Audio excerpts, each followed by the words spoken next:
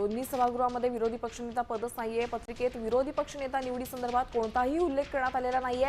दोन्ही सभागृहांमध्ये विरोधी पक्षनेताच नाहीये। राज्याच्या इतिहासात पहिल्यांदाच अशी परिस्थिती उद्भवली आहे।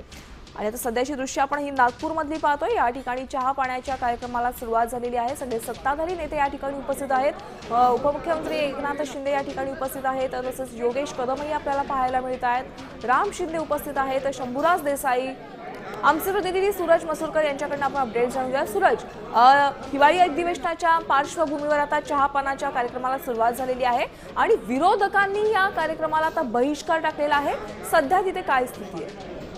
निश्चितपणे थोड्या वेळापूर्वीच या चहापानाच्या कार्यक्रमाला जे आहे ती सुरुवात झालेली आहे। उपमुख्यमंत्री एकनाथ शिंदे असतील, मुख्यमंत्री देवेंद्र फडणवीस असतील आणि इतर मंत्री जे आहेत ते या ठिकाणी चहापानाच्या कार्यक्रमाला दाखल झालेले आहेत। आपण जर का पाहिलं तर उद्या हिवाळी अधिवेशनाचा पहिला दिवस आहे आणि त्याच्याच पूर्वसंध्येला हा चहापानाचा कार्यक्रम ठेवला जातो आणि त्याच चहापानाच्या कार्यक्रमावरती जी विरोधकांनी आहे तो बहिष्कार टाकलेला आहे। त्यांनी देखील असं सांगितलेलं आहे की जर का तुम्हाला विरोधी पक्ष नेताच निवडायचा नाही आहे तर मग चहापानाच्या कार्यक्रमामध्ये आम्ही कशाला येऊ, तो त्याला तरी आम्हाला कशाला बोलवत आहात आणि त्यामुळेच कुठेतरी विरोधकांनी जे आहे या चहापानाच्या कार्यक्रमावरती बहिष्कार टाकलेला आहे। मात्र आपण पाहतोय की सर्व सत्ताधारी आमदार असतील, मंत्री असतील ते आता या चहापानाच्या कार्यक्रमात या ठिकाणी दाखल झालेले आहेत।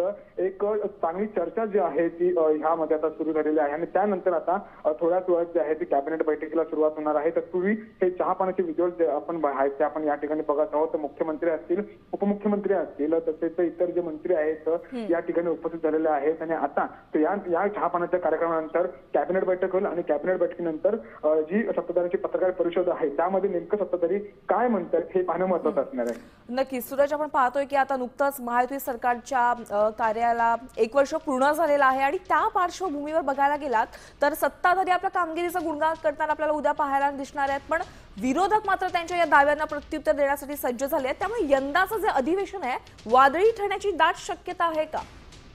निश्चितपणे अनेक जे प्रश्न आहेत ते विरोधक जे आहेत ते घेऊन सत्ताधाऱ्यांना उद्या घेण्याची शक्यता आहे। मग तो शेतकऱ्यांचा मुद्दा असेल किंवा मग इतर जे महत्वाचे मुद्दे आहेत त्या सर्व मुद्द्यांना घेऊन जे आहेत ते उद्या विरोधक जे आहेत ते सत्ताधाऱ्यांना घेऊ शकतात। आपण जर का पाहिलं तर या महायुती सरकारला जे आहे ते 1 वर्ष पूर्ण झालेलं आहे आणि धन्यवाद सूरज। या सविस्तर माहितीसाठी आपण पाहतोय ही दृश्य नागपूरमधली आहेत। हिवाळी अधिवेशन उद्यापासून सुरू होणार आहे आणि त्याच पार्श्वभूमीवर आता पूर्वसंध्येला चहापान कार्यक्रमाला सुरुवात झालेली आहे।